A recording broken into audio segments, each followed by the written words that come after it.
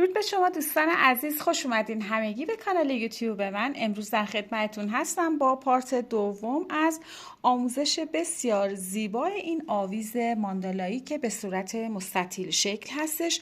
پارت اول این آموزش بسیار زیبا رو براتون گذاشتم، لینکش رو هم تو دیسکریپشن قرار میدم، میتونید مراجعه کنید و اون رو هم ببینید. و این هم قسمت دوم و پایانی این آموزش بسیار زیبا. ممنون از همراهی همه شما دوستان عزیزم. بریم با هم دیگه این آموزش بسیار زیبا و جذاب رو داشته باشیم.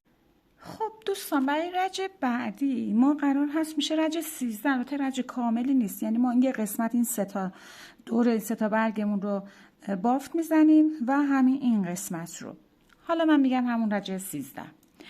میایم با رنگ سبز خیلی روشنمون بافتمون از فضای 7 زنجیره‌ای پشت برگ بزرگتر شروع میشه و به همونجا هم در واقع ختم میشه.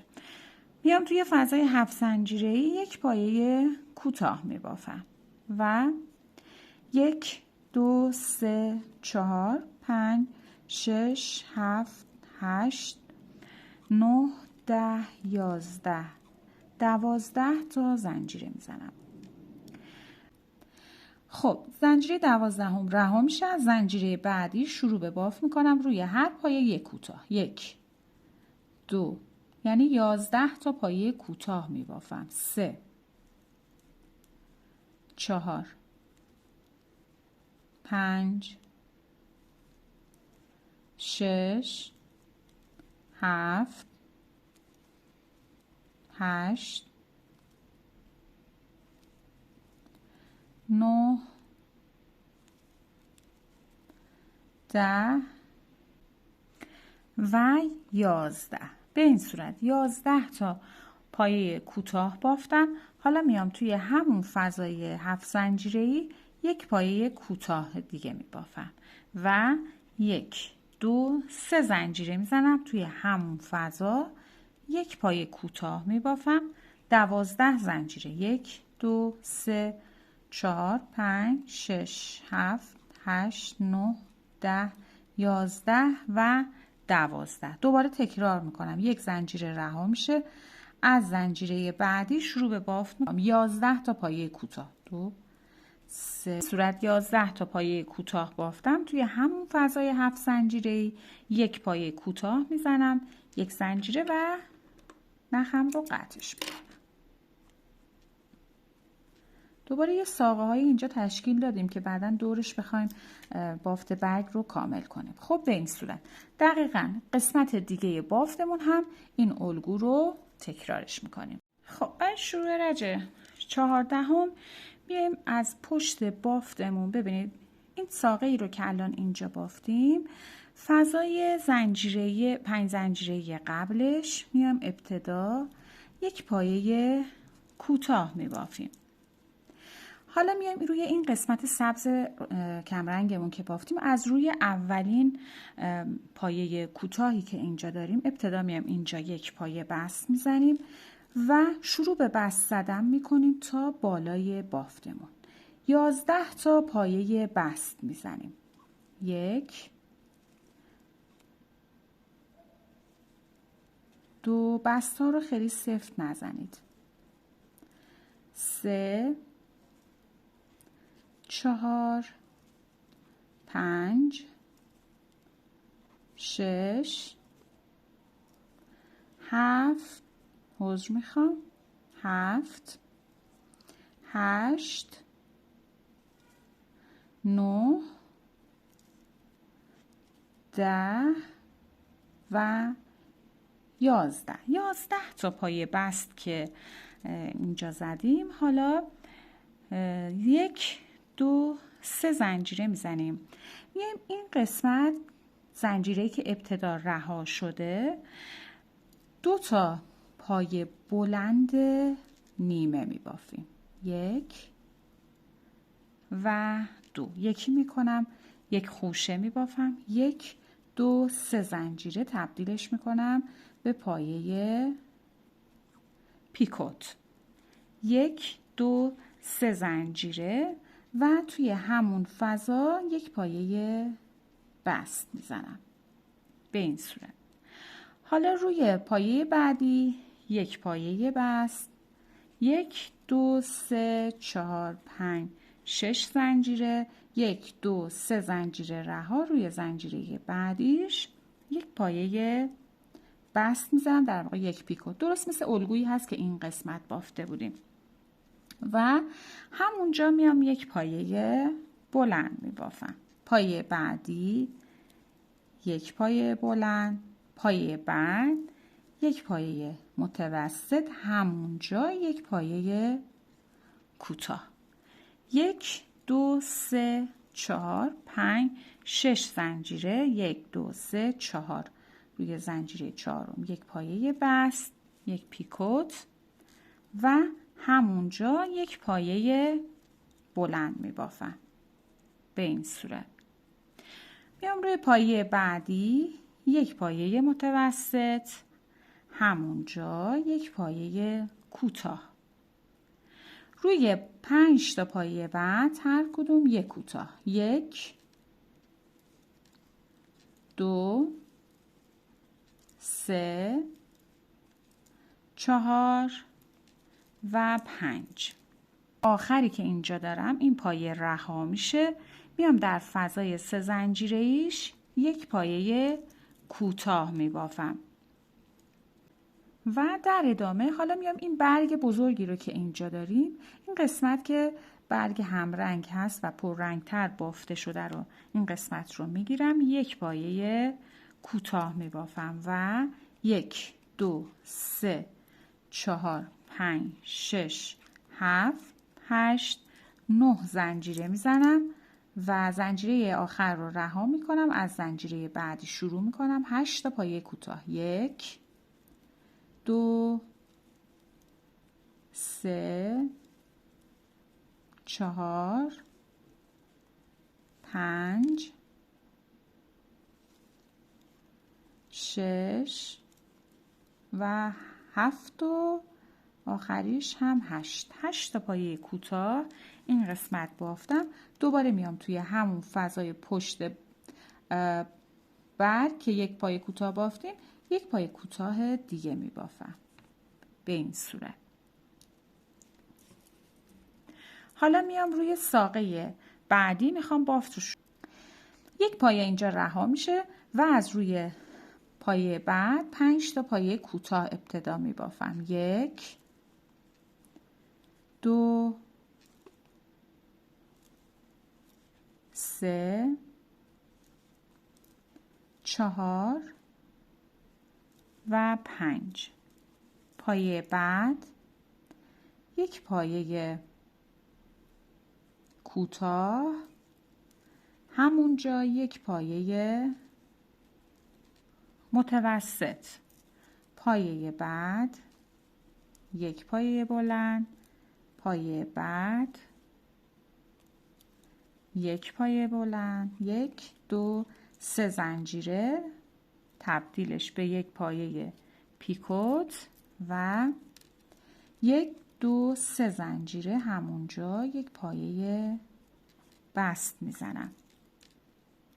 پایه بعدی یک پایه کوتاه، یک پایه متوسط یک جا و ادامه میدم روی پایه بعد یک پایه روی پایه بعد یک پایه بلند، بعدی یک پایه بلند، 1 2 3 زنجیره تبدیلش دوباره به پایه پیکوت، 1 2 3 زنجیره کنار همون پایه بلند یک پایه بست میزنم و 1 2 3 زنجیره میرسم به این فضای زنجیره بالای بافتمون. اینجا 2 پایه بلند نیمه، 1 و 2، یکی میکنم، یک خوشه بافتم، 1 2 3 زنجیره میزنم تبدیلش میکنم به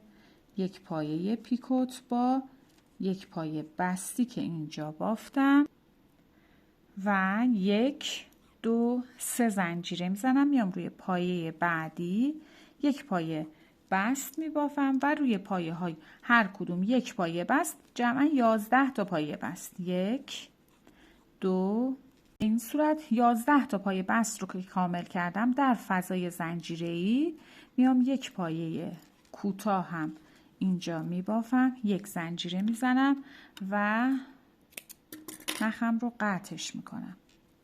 خب حالا ببینیم کارمون رو مرتب شدهش رو به این صورت.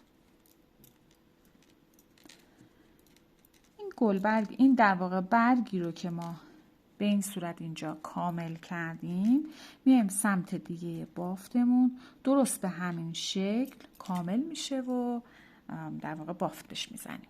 خب برای شروع رج 15 ها من این قسمت برگ ها رو کامل کردم، یه طرف بافت رو، یه طرف بافت دیگر رو الان با هم دیگه اون رو میبافیم. خب میایم ببینید ما اینجا ابتدا 3 تا برگ داشتیم. خب از روی برگ کوچیک که تو سمت راست هست بافت رو شروع میکنیم. ببینید ما اینجا نوک این برگ 3 تا پای کوتاه بافته بودیم. 1 2 3. روی پای کوتاه دوم من میام نخم رو وصلش میکنم و به این صورت 1 2 3 4 زنجیره میزنم و همونجا 2 تا پایه دوبل نیمه میبافم. 1 و 2. همه رو یکی میکنم و یک خوشه. 1 2 3 4 5 زنجیره میزنم. میام روی اولین زنجیره‌ای که اینجا بافتم، روی زنجیره اول یک پایه دوبل میبافم. یک زنجیره میزنم. حالا این 2 تا نخ رو اینجا میگیرم، اون یک زنجیره رو تبدیل به پایه پیکوت میکنم. 1 2 3 4 زنجیره میزنم. میام همینجا که این دوبل رو بافتیم یک پایه بست میزنم به این صورت و بافت رو ادامه میدم. میام این قسمت که توی رج اینجا توی رج 12 این 3 تا پای کوتاهی رو که بافتیم توی پای کوتاه دوم 1 2 3 دومین پای کوتاه هم میام و با 3 تا پای دوبل نیمه یک خوشه میبافم. 1 2 و 3. همه رو یکی میکنم و خوشه بافتم. حالا ببینید ما اینجا 3 تا برگ کوچیکمون رو شکل دادیم. 1 2 3 4 5 6 7 زنجیره میزنم. اینجا رو رها میکنم، میام روی این ساقه تکی که بافتم اینجا توی رج 14 میام روی پایه کوتاهش ابتدا یک پایه کوتاه میبافم. حالا روی همین ساق بافت رو ادامه میدم و ابتدا 2 تا پایه بست میزنم، یعنی با 2 تا بست میرم جلوتر. 1 و 2. پایه بعدیش حالا 3 تا کوتاه روی 3 پایه میبافم. 1 2 و 3. بعدی یک پایه متوسط، بعدی یک پایه بلند، پایه بعد هم یک پایه بلند، یعنی 2 تا پایه بلند تک بافتیم. 3 زنجیره میزنم و تبدیلش میکنم با یک بست به پایه پیکوت. 1 2 3 زنجیره، همونجا یک پایه بست میزنم.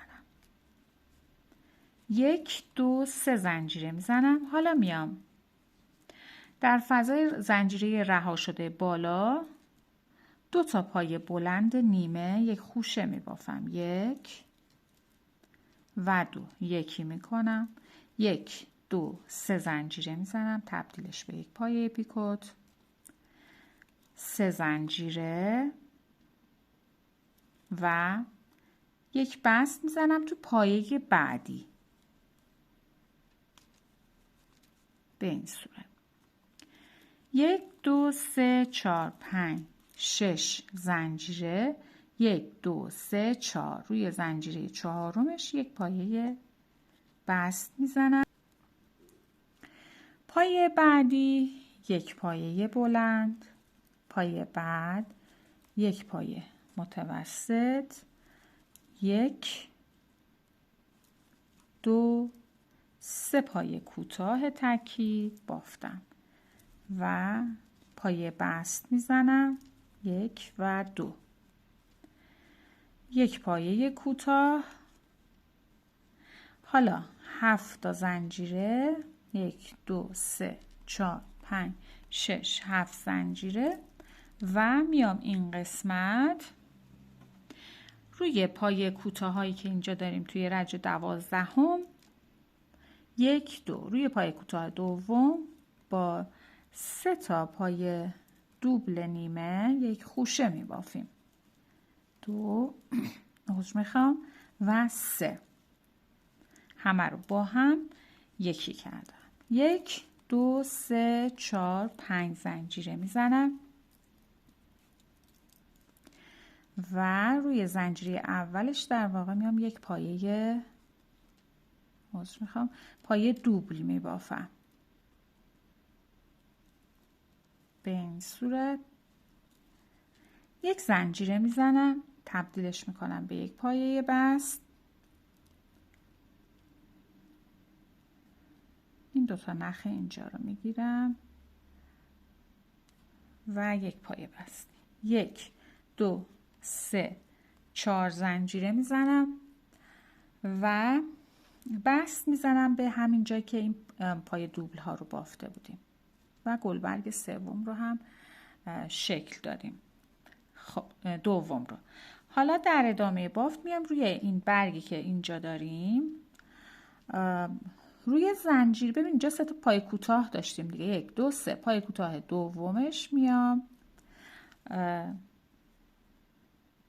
بله پای کوتاه دوم گندمی رو کامل میگیریم و 2 تا پای دوبل نیمه هم اینجا میبافیم، 1 و 2. به این صورت همه رو با هم یکی میکنیم. 1 2 3 4 زنجیره میزنیم. میخوایم بست بزنیم به این قسمت و نخ رو قطع کنیم. بهتره که بست رو از پشت بافت بزنیم که نخ بره پشت بافت و یک زنجیره و قطعش میکنیم به این صورت. حالا من تمیزکاریش رو انجام میدم. این برگ‌های سبز رنگ باید بیاد روی این زنجیره ها قرار بگیره به این صورت. بعد ادامه بافت که اون رو میبافیم شکل اصلی خودش رو پیدا میکنه به این صورت. خب میشه شکل بافتمون در پایان این رج.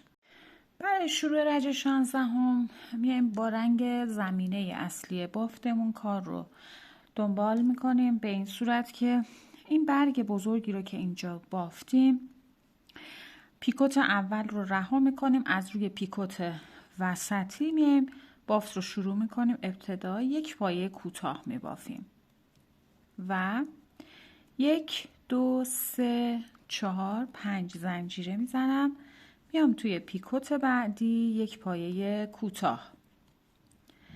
در ادامه بدون اینکه زنجیره‌ای بزنم برگ وسطی رو میاریم توی پیکوتش، در فضای پیکوت یک پایه کوتاه، 1 2 3 4 5 6 7 زنجیره، پیکوت بعدی وسطی یک پایه کوتاه، 1 2 3 4 5 6 و 7 زنجیره میزنم، میام توی پیکوت بعدی یک پایه کوتاه میبافم به این صورت بدون اینکه زنجیره‌ای بزنم. میام در پیکوت بعدی برگ بعدی یک پایه کوتاه، 1 2 3 4 5 زنجیره، پیکوت بعدی یک پایه کوتاه. حالا 1 2 3 4 5 6 7 تا زنجیره میزنم. ببینید این شکل این قسمت هست. پیکوت آخر این دسته رو رها میکنم و حالا روی این برگ های ستایی که اینجا بافتیم میام قبل از این برگی که اینجا دارم، این پیکوتی که اینجا هست، قبل از پیکوت میام یک پایه کوتاه میبافم به این صورت و 1 2 3 4 5 زنجیره میزنم. میام روی گلبرگ بعدی، روی 3 تا از زنجیره ها هر کدوم یک کوتاه میتونیم تو خود زنجیره ها بافت بزنیم. 1 2 و 3. حالا میام روی برگمون اینجا هم یک پایه کوتاه میبافم. روی برگ کوچیک در حلقه پشتی 2 تا پایه کوتاه، 1 و 2، 1 2 3 4 5 زنجیره میزنم و در ادامه بافتم روی این پایه کوتاه هایی که توی رج 12 بافته بودیم، پایه وسطی 1 2 3، روی پایه دومش یک پایه کوتاه می بافم، پایه بعدیش هم یک پایه کوتاه، یعنی 2 تا پایه کوتاه بافتم. در فضای زنجیره‌ای 3 پایه کوتاه می بافم، 1 2 و 3. حالا در فضای زنجیره‌ای سبز رنگمون اینجا هم توی رج 11 میام اینجا 3 کوتاه میبافم، 1 2 و 3. در فضای زنجیره‌ای بعدی 3 پایه کوتاه، 1 2 و 3. روی 2 تا پایه اولش رو رها میکنم، روی 2 تا پایه بعد توی رج 12 هر کدوم یک کوتاه، 2 تا پایه کوتاه در واقع بافتیم. 1 2 3 4 5 زنجیره میزنم، گوشه برگ کوچیک رو میارم، قبل از اینکه به گوشه برسیم 2 تا پایه لوپ پشتی رو میگیرم، هر کدوم یک کوتاه، 1 و 2. بین این 2 تا برگ هم یک پایه کوتاه میبافم و روی این زنجیره های برگ کوچیکمون 3 پایه کوتاه میبافم، 1 2 و 3. 1 2 3 4 5 زنجیره میزنم. روی برگ بعدی کوچیکمون قبل از اینکه به پیکوت برسم یک پایه کوتاه هم اینجا میبافم. 1 2 3 4 5 6 7 زنجیره میزنم. حالا الگو از ابتدای رج تکرار میشه، یعنی این پیکوت اول رو رها میکنم، وارد پیکوت بعدی میشم، یک پایه کوتاه میبافم و به همین صورت الگو رو از ابتدای رج تکرارش میکنم. ببینید دوستان، ما از اینجا شروع کردیم به بافت، این ضلع کوچیک رو بافتیم و ضلع بزرگ رو هم به این صورت تا به اینجا رسوندیم و به همون ترتیب گفته شده بافت رو کامل میکنیم. به آخر رجمون که رسیدیم بست میزنیم روی اولین پایه کوتاهی که بافته بودیم به این صورت. برای شورج 18 با همین رنگ میایم اینجا یک پایه بلند شروع رج میبافیم. میتونید با زنجیره 3 زنجیره شروع کنید و 1 2 3 زنجیره برای فاصله همونجا یک پایه بلند میبافم. 3 زنجیره میزنم، 1 2 3. در فضای زنجیره یک پایه کوتاه، 1 2 3 زنجیره. حالا میام این قسمت که 7 تایی ها رو بافته بودیم، 7 تا زنجیره زده بودیم، روی زنجیره سومش 1 2 3، روی زنجیره سوم یک پایه کوتاه میبافم و حالا توی همین فضا شروع به بافت پایه کوتاه میکنم. 1 2 3 و 4. روی پایه کوتاه یک پایه کوتاه میبافم در فضا 4 کوتاه، فضای 7 زنجیره، 1 2 3 و 4. حالا از این سمت هم بشماریم 1 2 3 4. چهارمش یک پایه کوتاه می‌بافیم و 1 2 3 زنجیره فضای بعد یک پایه کوتاه، 1 2 3 زنجیره، میام روی پایه کوتاه، اینجا گوشه بافتم هست، یک پایه بلند، 3 زنجیره، همونجا یک پایه بلند می‌بافیم به این صورت و ادامه میدیم 1 2 3 زنجیره، فضای زنجیره بعدی یک پایه کوتاه، 3 زنجیره، همونجا یک پایه کوتاه. پایه کوتاه بعد رو رها میکنم، میام روی این 5 تا زنجیره‌ای که دارم هر کدوم یک پایه کوتاه میبافم. 1 رو خود زنجیره هام، 2 3 4 و 5 تا زنجیره داشتیم دیگه، رو هر کدوم یک پایه کوتاه بافتیم. کوتاهی رو که اینجا بافتیم، در واقع یک پایه کوتاه رو رها میکنیم و ادامه میدیم بافت پایه کوتاه. پس یک پایه رها شد، 1 2 3 4 و 5 پایه کوتاه بافتم. روی 5 تا زنجیره بعدی تکرار میکنم 5 تا پایه بلند رو، 1 2 3 4 و پنجمین پایه کوتاه که روی 5 زنجیره رج قبل بافته شد و ادامه میدم.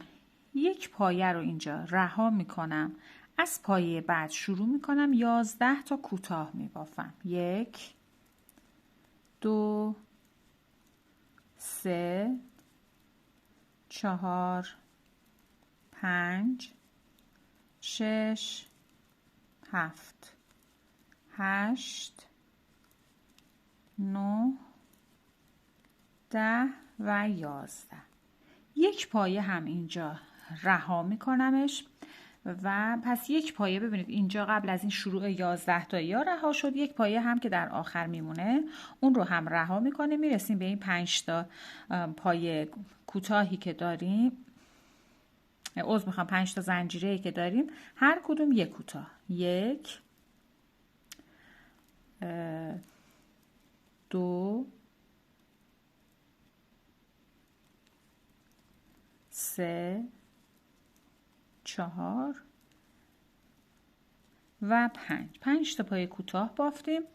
میرسیم به این 5 تا پایه کوتاه اول رو رها میکنم، از روی پایه بعد 5 تا کوتاه، 1 2 3 4 و 5.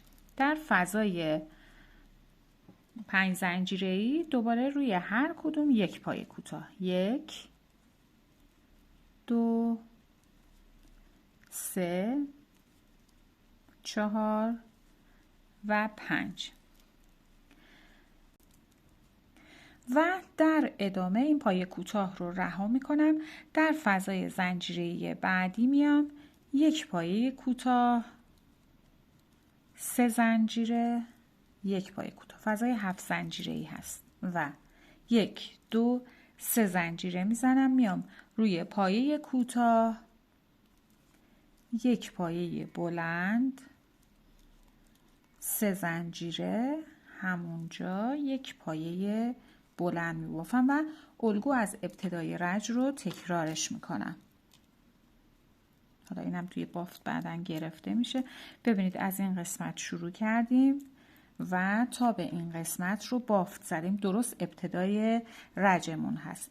طبق الگوی گفته شده از این قسمت شروع به بافت میکنیم از اینجا و الگو رو به پایان میرسونیم.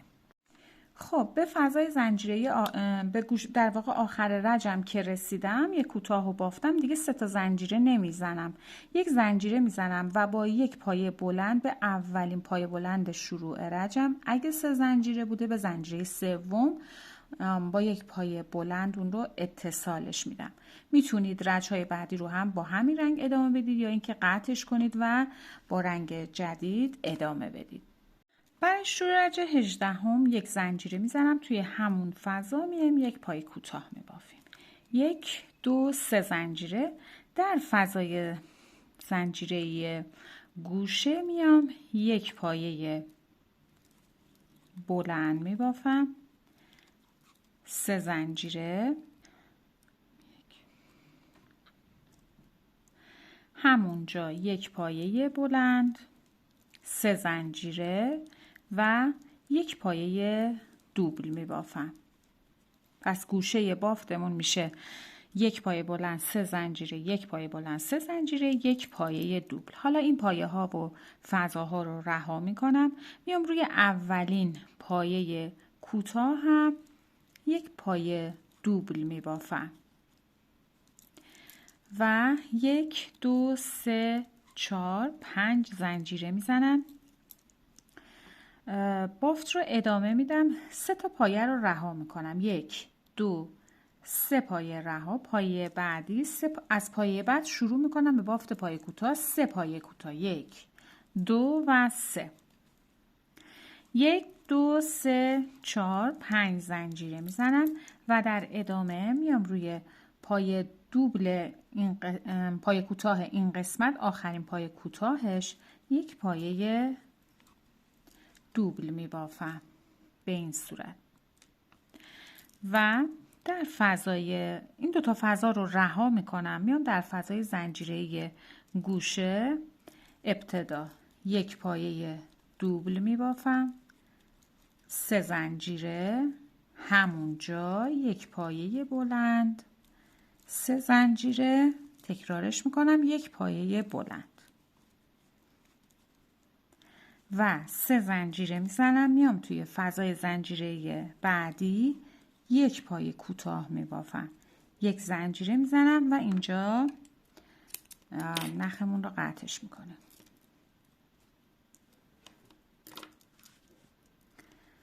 به این صورت. خب این رج 18 فقط روی عرض بافتمون بافته شد. شما الگوی همین رو کامل میایید این قسمت روی عرض دیگه کارمون تکرارش میکنیم. کامل کنیم. برای شروع رج 19 بافت رو شروع میکنیم از این قسمت بافتمون، عرض کارمون در واقع.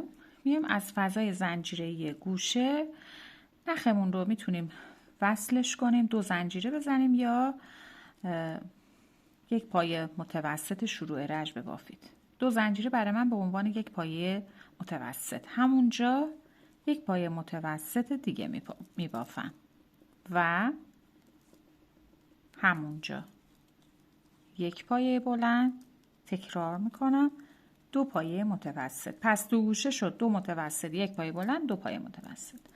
فضای بعدی میام 3 پایه کوتاه میبافم، 1 2 3، همونجا یک پایه متوسط.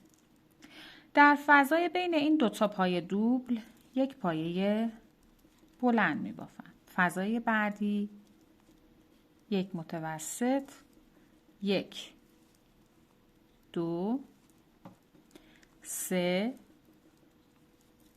و 4. ببخشید.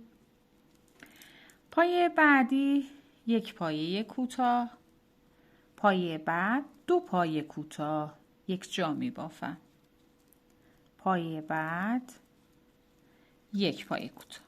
فضای بعدی 4 کوتاه، 1 2 3 و 4، همونجا یک پایه متوسط. بین 2 تا پایه دوبل یک پایه بلند. در فضای بعدی یک پایه متوسط، 3 کوتاه، 1 2 3. فضای گوشه 2 پایه متوسط، 1 پایه بلند، همونجا 2 پایه متوسط. روی پایه بلند این قسمت 1 پایه متوسط، در فضای زنجیره بعدی 3 پایه متوسط، 1 2 و 3. روی پایه کوتاه این قسمت 1 پایه کوتاه، در فضای بعدی 1 پایه بلند، روی پایه کوتاه 1 پایه بلند، در فضای زنجیره بعدی ابتدا 1 پایه متوسط. حالا همزمان پیکوتی که روی این سر برگ بافته شده قلاب رو وارد میکنم، توی همون فضای زنجیره‌ای میبرم و نخ میگیرم، 1 پایه کوتاه میبافم، در ادامه همونجا 1 پایه متوسط میبافم به این صورت و روی پایه بعد 1 پایه متوسط میبافم و 9 تا پایه بعد هر کدوم 1 پایه کوتاه، 1 2 3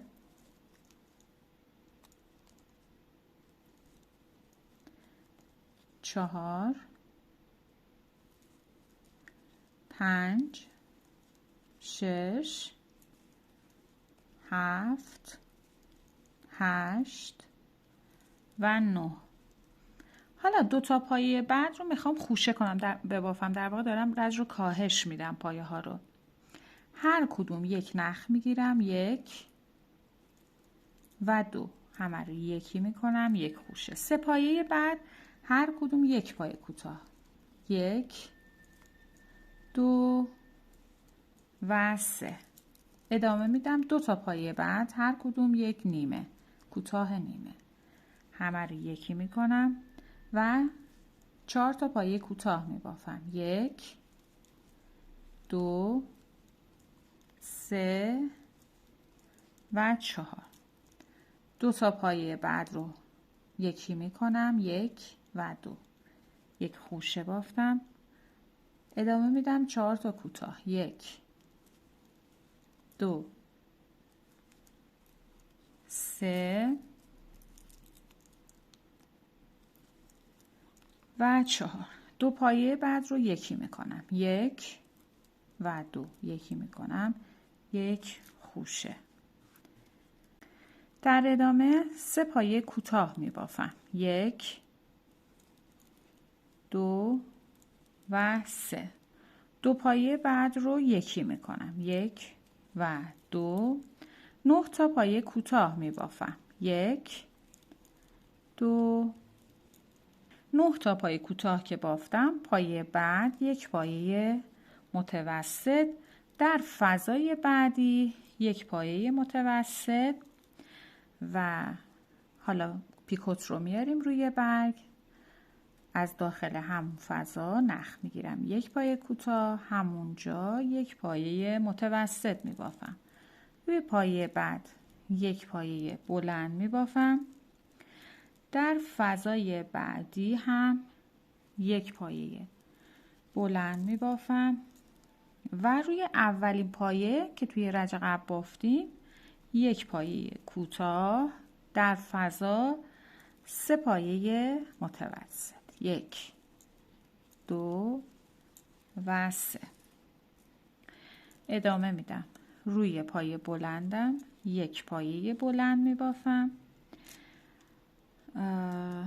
در فضا عذرخواهی میکنم، روی پایه بلند 1 پایه متوسط، در فضای گوشه 2 پایه متوسط، 1 پایه بلند، همونجا 2 پایه متوسط و تکرار میکنیم الگوی بافتمون رو از ابتدای رج.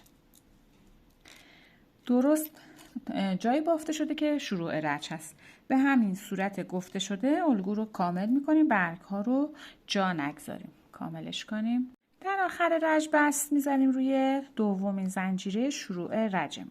خب ببینید دوستان، الگوی بافت این موتیف به اتمام رسیده، ولی من چون میخوام اون رو به این صورت در بیارم اومدم یک رج رو هم ساده بافی رفتم و پایه کوتاه میبافم. برای گوشه هم همونطور که گفتم من گوشه‌ای در نظر نگرفتم، چون که میخوام کارم یه حالت هلال داشته باشه. به همین صورت الگو رو ادامه میدیم دور تا دور کارمون. بافت ساده بافی رو ادامه میدیم، اگه احتیاج هست که قطعا هست یه اتو بخار ساده بهش میدیم با فاصله و بعد میایم که این چوب رو بهش وصلش کنیم.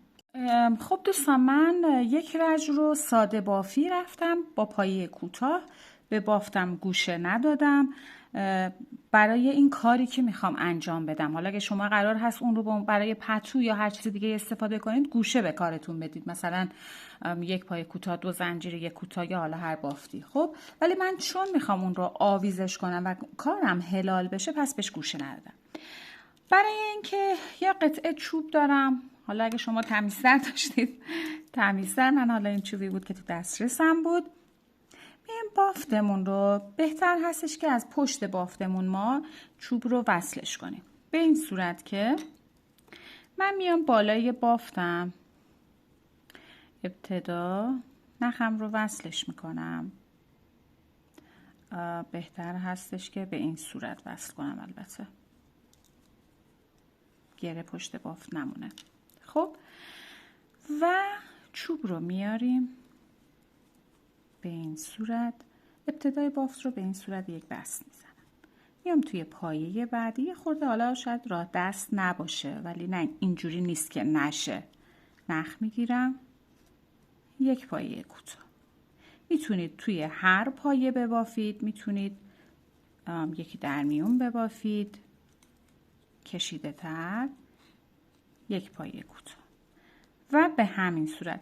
ولی قبل از اینکه این کار رو انجام بدید حتما کارتون رو اتو بخار داده باشید، مرتب شده باشه، بعد اون کار رو کنید که راحت‌تر هست دیگه. خب به این صورت اینجور این رو ادامه میدیم. ببینید میشه روی بافتمون. بعد به همین صورت اون رو ادامه میدیم تا برسیم به قسمت گوشه بافت. خب بیایم با هم دیگه، ما یه سری ریشه هم اینجا دادیم، این رو هم براتون بگم الگوش رو.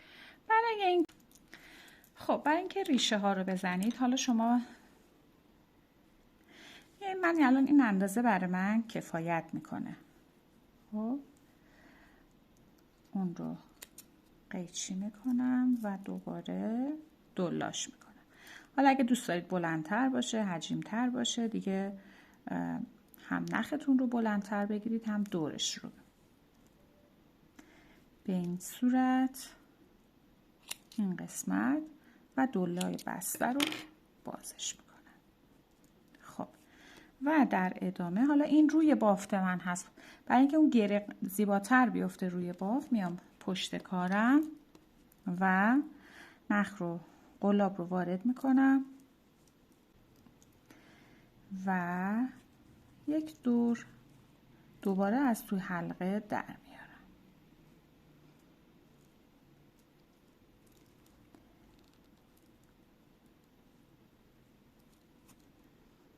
به این صورت. این الان پشت بافته، همینطور که میبینید گره کار من روی بافت میفته و بافت تمیزتری رو به ما میده. و به همین صورت هر اندازه، ببینید من اینجا اومدم یه دونه رو بافتم، یک پایه رها کردم، یک یا دو پایه رها کنید بعدی رو بزنید، یک دو یا دو پایه رها بعدی رو انجام بدید و در آخر هم که میایم اضافه هاش رو به این صورت میچینیم.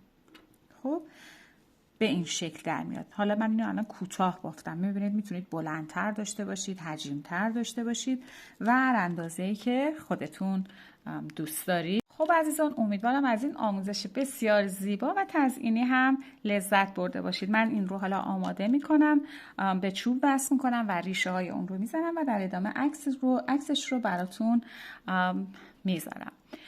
مرسی که تا این لحظه با من همراه بودید. لایک و سابسکرایب یادتون نره دوستای نازنینم. تا یه آموزش دیگه، خدا نگهدارتون.